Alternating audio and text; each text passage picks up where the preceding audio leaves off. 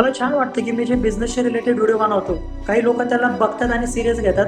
तसाच एक माझा मित्र आहे ज्याने माझे व्हिडिओ बघून स्वतःचा एक छोटासा बिझनेस सुरू केला. मसाला दूधचा बिझनेस सुरू केला. तर साधारणपणे 1 महिना पण झाला नसेल त्याच्या बिझनेसला सुरू करून, आणि रोजचं 30 ते 40 लिटर दूधचा त्याचा धंदा सेट झालेला आहे मसाला दूधचा.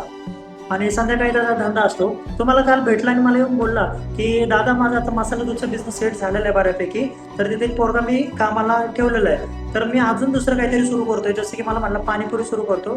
तर मी त्याला विचारलं की का तुला पाणीपुरी सुरू करायचं, जर तो चांगला सेट झालाय तर त्यालाच अजून सेट कर. तर तो म्हणला नाही दादा, मला 3-4 वेगवेगळे बिझनेस सुरू करायचे आहेत, मला त्याच्यामध्ये माझं करिअर करायचं, असं मला बोलला तो. तर मी त्याला खूप चांगलं एक्झाम्पल दिलं की एक आहे बदक, ज्याला पाण्यात पावता पण येतं, जमिनीवर चालता पण येतं आणि हवेत उडता पण येतं. विषय असा आहे, बदकाला तिन्ही गोष्ट पण परफेक्ट जमत नाही. आणि दुसरा आहे घोडा, ज्याला फक्त एकच गोष्ट जमते ती म्हणजे पळणं फास्ट. तर त्यामध्ये तो मास्टर आहे.